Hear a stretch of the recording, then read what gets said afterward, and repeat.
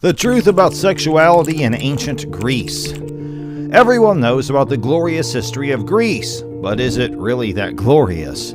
Studies have shown that the ancient sexual practice might make even the present generation uncomfortable, whether it is legal prostitution or banned public kissing. This part of Greece is full of absurdities, as well as amazing things. The level of sexual closeness that existed in ancient Greece is in no way comparable to what it is now. But what exactly was the condition at that time? Do you want to know more about it? Well, don't miss any more of this video because this is going to be the bomb. Let's begin. When it comes to matters of a sexual nature, many people have the impression that ancient Greece had an unrestricted culture. Nevertheless, this is not entirely accurate.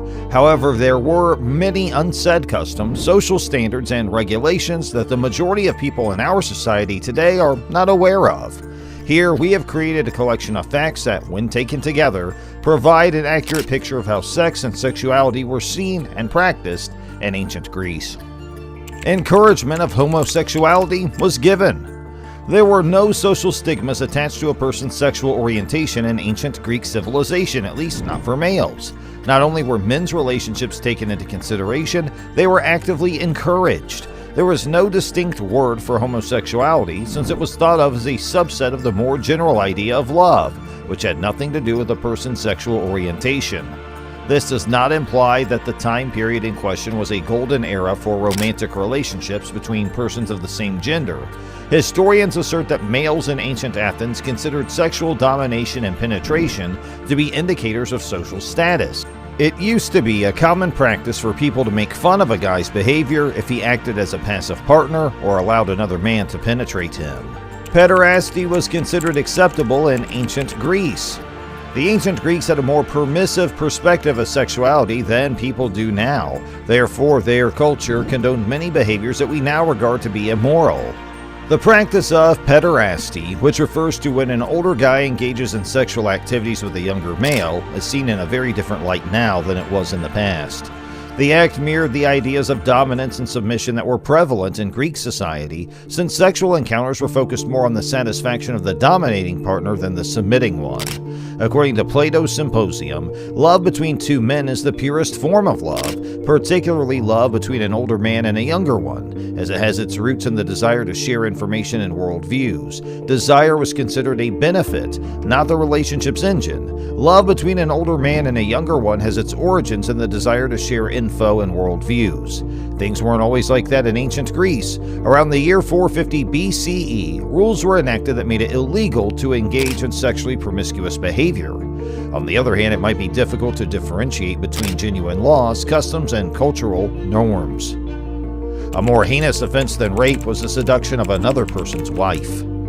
The patriarchal customs of ancient Greece, when combined with tales that depict gods kidnapping and raping women, gave the impression that forcing one's will on other people is not a particularly serious offense. The Greek gods, notably Zeus, had a notorious reputation for coercing and manipulating women into engaging in sexual actions on their behalf. Not alone did ordinary women suffer at the hands of gluttonous gods, but the goddesses in myth also fell prey to similar attacks. Even while the gods of Greek mythology were not intended to be models of morality and perfection like the gods of other faiths, it is certain that in ancient times, people had a more relaxed attitude regarding assaults on religious figures.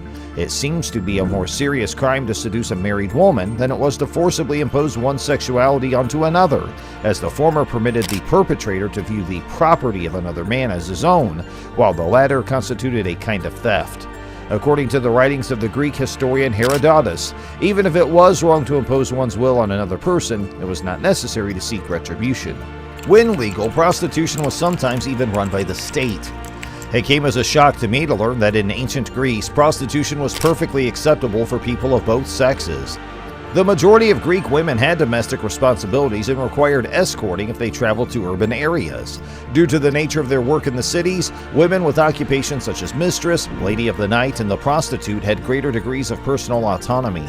In addition to that, there were also brothels in ancient Greece that were administered by the state. The brothels offered customers the opportunity to have sexual encounters with slaves. They also provided mistresses to people of higher social classes, and in most cases, the mistresses were required to sign a contract with the citizen to whom they were assigned. These mistresses had a high level of education and exploited both their bodies and their intellect to seduce their male employers. There were also male sex slaves available, but these were reserved for customers who were older. On the other hand, these enslaved persons were unable to find jobs later in their life, since the general public had the misconception that the individuals who sold their bodies may be easily enticed and persuaded if they are provided financial compensation. There was a strong disapproval of kissing. It's not that kissing wasn't allowed in ancient Greece, rather, it was seen more as a way of welcoming other people than a romantic act. Romans, who borrowed heavily from the customs and cultures of Greece, had the habit of greeting one another with a peck on the cheek or a peck on the lips. During the time of ancient Greece, the rules of society placed constraints on the act of kissing. You won't believe that pecks between males and kisses between family members were accepted more than men and women kissing in public, and it didn't matter what their relationship was like at the time. Women who kissed other people were looked down upon as undesirable and dishonorable in Greek culture. People had the stereotypical view that women should be submissive and hence saw this quality as unfavorable. And what is the last question? Whether a guy did kiss his wife, it was because he wanted to find out if she had been drinking while he was gone. This was the most common reason for a male to do so. The Greeks favored having their sons at an early age.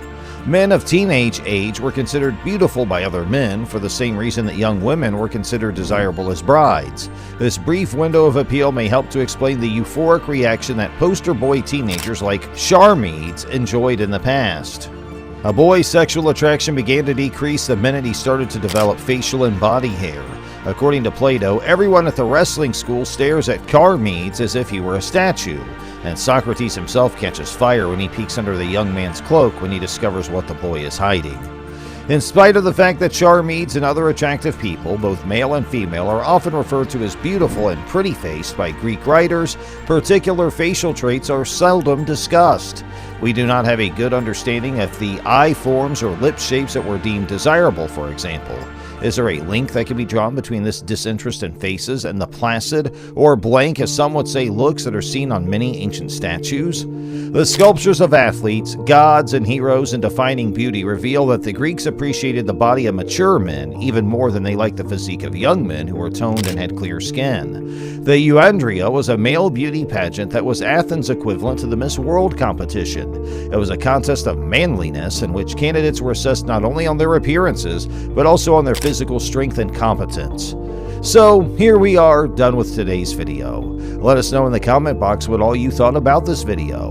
Like it and share it with your friends so that they also get to know more about it. And also don't forget to subscribe to our channel to watch more amazing videos like this, and click the bell icon to get notifications of all of our latest videos. Thanks for watching!